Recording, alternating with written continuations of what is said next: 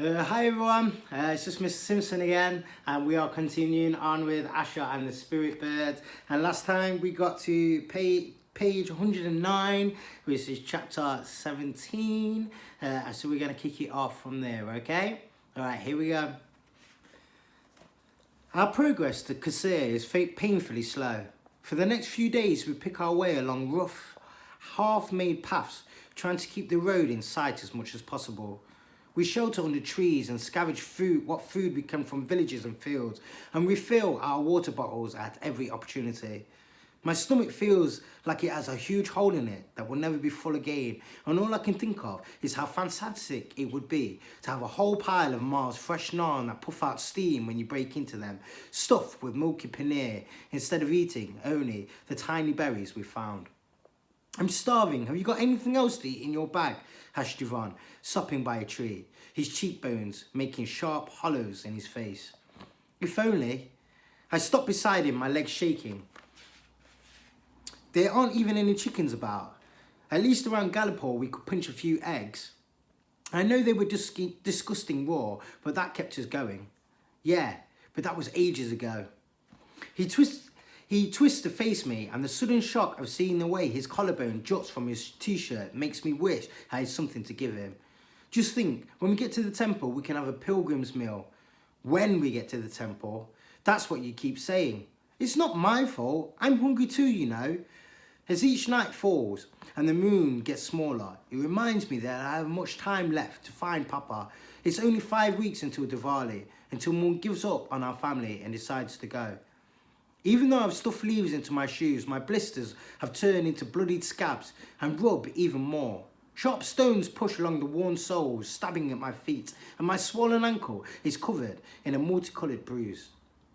We've already been travelling a whole week, I say, dragging myself along the worn path that leads to the temple at Kasir and then on to Zandapur.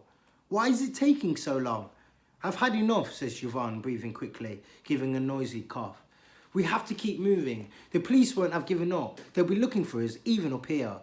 Look, says Javon, the weather's changing. I stare into the sky, pale and laden with snow, and feel so tiny against the towering mountains ahead, their never-ending steep slopes stretching towards the clouds like stalagmites. I can't believe how cold it is, I say, puffing hot breath into my hands and pulling at my sleeves. Look how the countryside's changing too. Even the grass is hurting my feet. It's so dry and coarse. I need to rest, says Javon. I'm worn out. Let's stop a minute and look at the map. We sit together on the grass and he pulls it from his bag, spreading it out on the ground. I think this is where we are now. He puts his finger just below Kasir. Well, do you know or do you just think?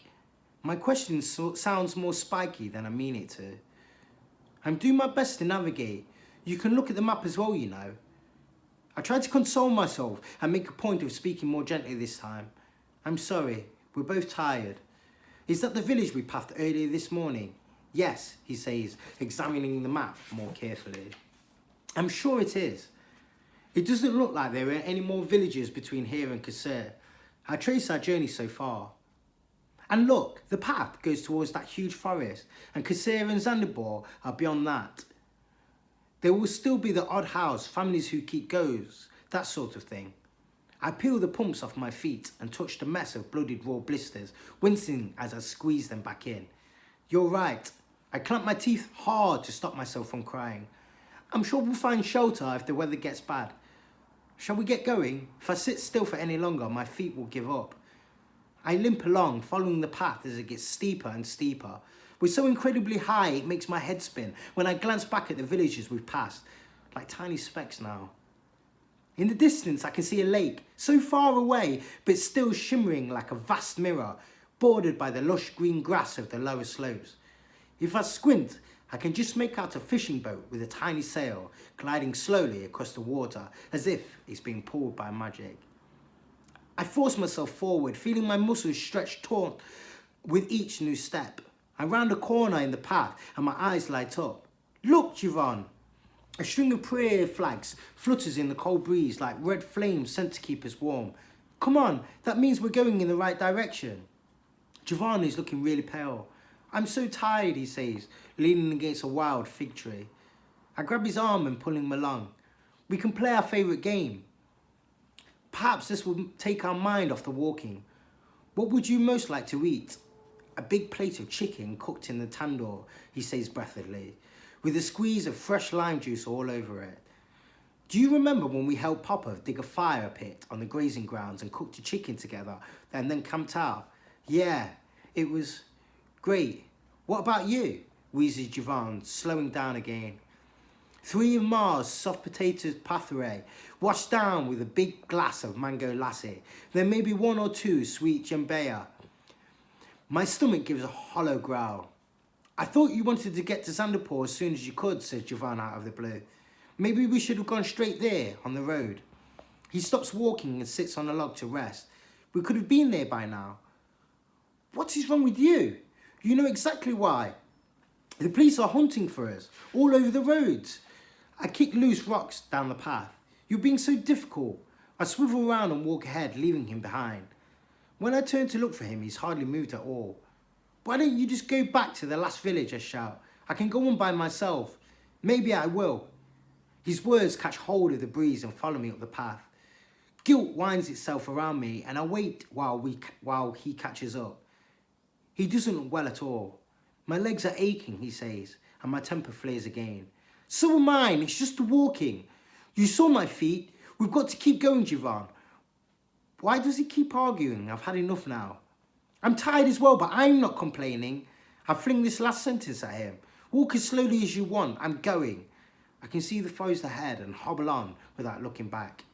When I get there, I still don't wait, but limp down a path that leads into a gloomy thicket of tall pines and find myself engulfed in darkness. Silent shadows and a resinous scent hang heavy in the air, but I go further into the trees, still not stopping or looking back for Javon.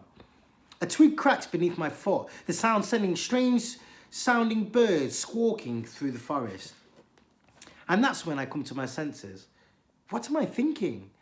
I turn, look back along the path towards the entrance to the forest, but can't see Javon anywhere. Without the sun to warm me, the cold is seeping into my bones, and even though my feet are smarting, I run towards the light, back the way I've come to find him. I stand at the tree line and see him walking slowly, almost shuffling along. I put my hands to my mouth. Javon! He waves at me from a distance, but as he gets closer, I notice how bright his cheeks are. Let's not fight, I say when he finally reaches me. We have to stick together. Let's look at the map again. We don't want to get lost.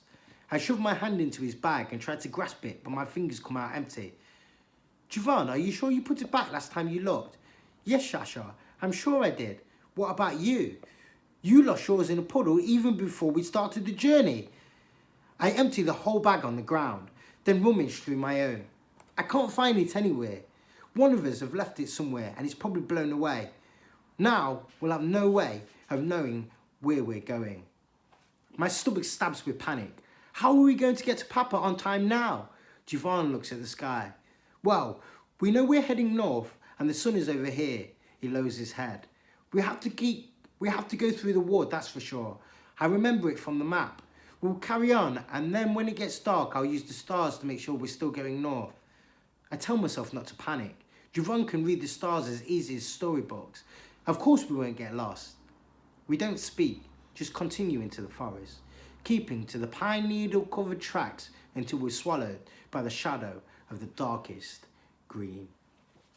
Okay guys, and we are just going to pause it right there at page 116 and I hope you enjoyed that another action-packed section and please check back and we'll read some more together. Okay, all right guys, I'll see you soon. All right, bye-bye.